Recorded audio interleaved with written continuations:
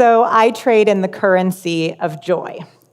And today, our stock is pretty low.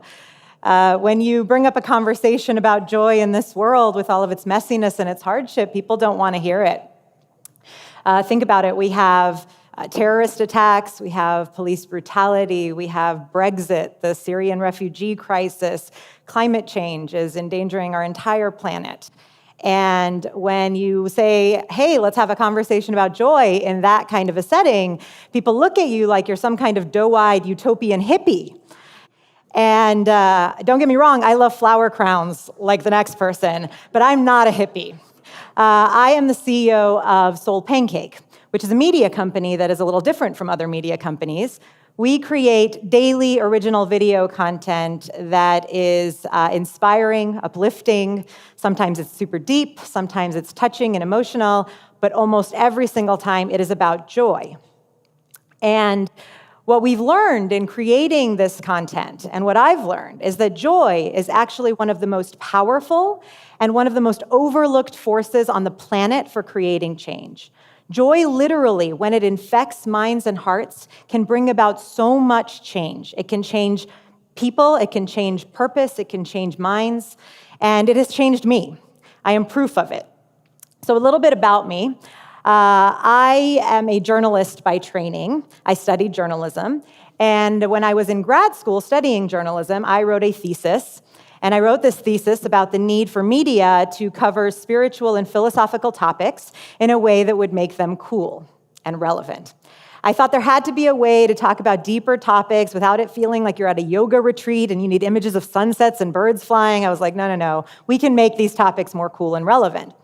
And so I write this thesis, and I write it up, type it up, turn it in, and then pack it up and put it in my parents' garage.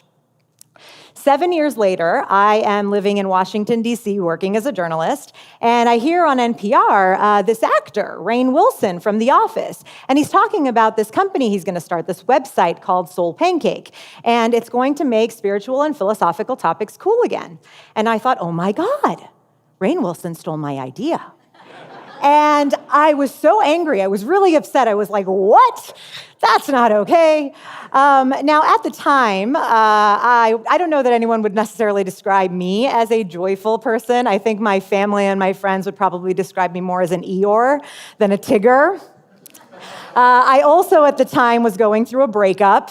Work was really crappy. I was working in the housing industry, so I had literally laid off a bunch of people in the last year. It was right at the recession 8-9 years ago. And so that was happening. And then, of course, my mom calls me and says, hey, I want the whole family to go on a religious pilgrimage.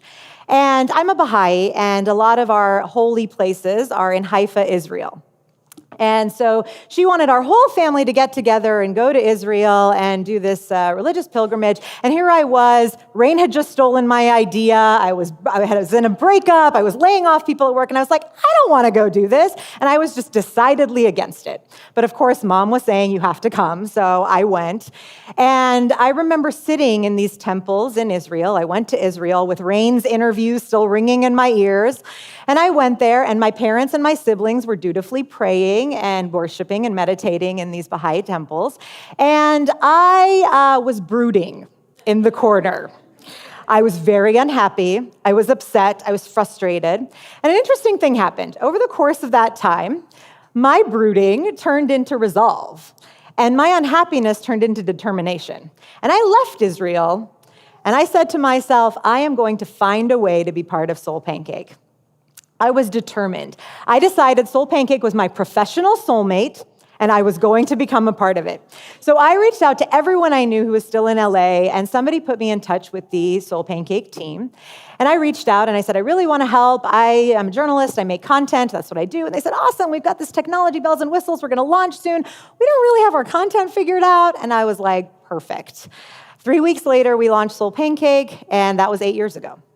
So this is how I got involved in Soul Pancake. But at the very beginning, it was actually really hard. We're out there with this mission of we want to tackle life's big questions, and we want to tackle spiritual and philosophical topics, and we're going to make it inspiring and uplifting and super joyful. And we would walk into these rooms and sit in these presentations with agents and managers, and we'd say, this is going to be great, right? And they'd look at us and say, like, yeah, that's nice. you guys are going to make really feel-good content. It's going to be super earnest, and guess what? No one's going to watch it. And we were like, man, but we really believed we had something. And the thing is, they were wrong, because we have been able to amass an audience around this type of content. But they were also right, because at the time, we were creating content that was frankly a little bit heavier. We were creating a lot of documentary content, some artist profiles, interviews, and we had this meeting. We all gathered together. Rain said, we need to meet. Well, the content isn't quite breaking through the way we want it to. And we sat down, we had this meeting, and in it, we were trying to figure out what we could do. And we came across this quote from the Baha'i writings that says, joy gives us wings. In times of joy, our strength is more vital, our intellect keener, and our understanding less clouded. Joy gives us wings. It uplifts, it inspires. And we said, that's it. We were sitting in this meeting, and I'll never forget one of our co-founders, Devin Gundry, says, that's what we're missing, it's joy. We can't make inspiring content and not have joy in it. So we decided, yes, we're going to create more joy in our content. We're going to inject more joy. And as miracles would have it, literally 2 weeks later, we were introduced to a little boy named Robbie Novak, who some of you may know as Kid President.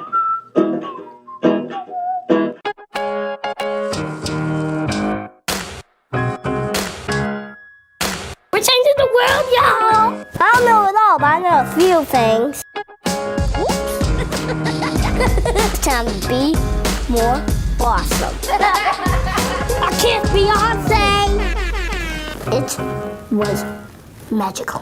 What's this called? The pencil sharpener. I like it.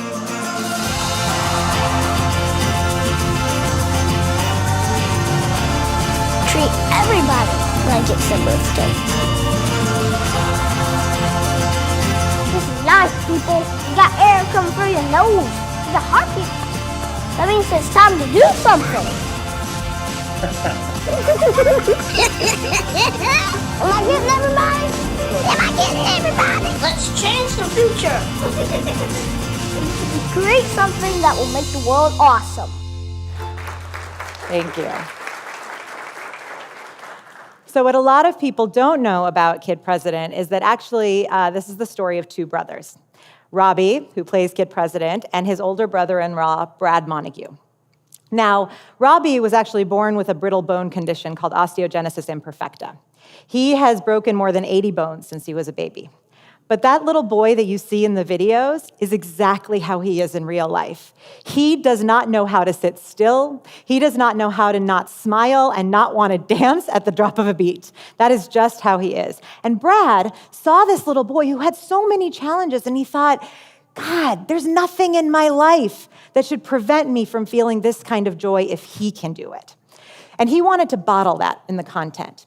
And for us, when we were introduced to Brad and Robbie and we heard that story, we said, you know what? That is exactly the kind of joy we want to trade in. It is the joy that despite the hardships, despite the difficult parts of life, can make your decisions and your judgment so much different. And so we started creating content with Kid President. Now, what has been interesting in doing this kind of joy-based work, is that I usually get asked two key questions. The first one is, so describe exactly what this whole joy thing is. Is that happiness? Is joy the same thing as happiness? And the second question that I get asked is, how do you bring more joy into your life? So I'm going to answer both those questions. The first question, what exactly is this joy you're talking about? Joy is not the same thing as happiness. Happiness is actually a feeling. It's an emotion. You find $20 in your jeans when you take them out of the laundry and you're like, score, you're happy, right? When you swipe right on a dating app and you get a match, you're happy. But that feeling goes. It comes and it goes. It's like sadness or anger or frustration. It's a feeling, it's an emotion. It comes and it goes. The type of joy we're talking about is that internal state of contentment that allows you to deal with life, to be detached from outcomes, to focus on future rather than being paralyzed by the moment that you're in. So, when you have a car accident or you find out your grandfather has been diagnosed with Alzheimer's, you have those same feelings of hardship and sadness and difficulty that other humans experience. But if you approach that from a place of joy, it can actually change the way you think about how to deal with those struggles and your response to it. And the thing is, people are thirsty for this kind of joy. We are hungry for it in this world. It's the reason that so much of what we share online, what we share with the people around us, is joyful content. We're more prone to share cat videos than we are videos of people suffering. Why is that?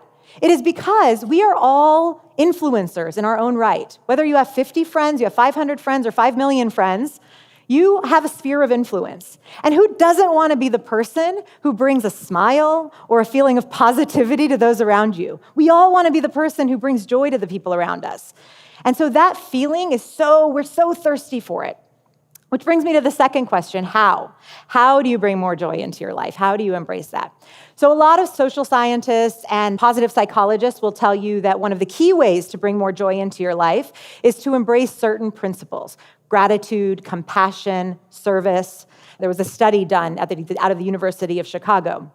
They brought in a bunch of college students, and they gave them some tests to measure their level of contentment and joy and happiness and such. And then they sent them out for the weekend with instructions. And they said, go out and make yourself super happy, and then come back. And they went out for the weekend, and what did they do? They threw parties, they hooked up with people, they drank, they just had a great time. And they came back the following week, and they took this same test. They had mixed up the questions. And the results were that almost across the board, all of them had lower levels of contentment and happiness. So then they sent them out again, and they said, okay, now this weekend, we want you to go out and we want you to do an act of service. We want you to do something for someone else. And so all these kids went out and they bought cups of coffee for people, they helped a friend move, they gave someone a ride to the airport, they did little acts of service. And they came back and took another test around their level of contentment, and lo and behold, almost universally again, everyone's happiness levels had increased. They had increased to the point that they were higher than when they first came in before the experiment. So those little actions like service and compassion and gratitude, scientists have proven, can contribute to more joy and more contentment in your life. But the thing that I have personally found most helpful is this quote: "Comparison is the thief of joy." It's a quote attributed to Theodore Roosevelt, and it's one of the things that I use quite a bit to guide my own approach to being a more joyful person and living with more joy. And I love this quote. It's one of my favorite. Because I think when we live in this strange world where everyone is on social media putting forth the best versions of themselves all the time, it can be so easy to fall into that trap of, well, I don't have this or I don't have that, and look what this person has. And that comparison deprives you of the ability to find joy in your own life. When I was sitting in that temple in Israel, brooding in the corner that I wasn't a celebrity and my life choices had not led me to launch Soul Pancake, I was comparing myself to someone else. And it wasn't until I made the decision to say, you know what, I have something to offer. I have so many skills of my own. I am going to be detached from the outcome of this. I'm going to try, and I'm going to do my best to be a part of this and be of service in that way, but I'm going to be detached from the outcome. It wasn't until I did that I was able to bring more joy into my life. Kid president, that little boy has so much against him. He could step outside and break his leg tomorrow, and yet he approaches every day with well, there's nothing I can do about it, so I'm going to live the most full life I can. Kid president does it. I think I did it in that random trip of mine. And Soul Pancake tries to do this every single day. And we have seen the influence of that in changing the world. Our audience has grown to more than 9 million fans. We have almost 500 million in video views on our content. And most importantly, our audience has stepped up to donate meals to the hungry, funds to cancer research, food for hungry, pets in shelters, socks to the homeless. And they have taken it upon themselves to embrace those pillars of joy and to live it out in action. So I do believe joy can change the world, and it can infect minds and hearts. And at the very least, it can change your own personal world. Thank you.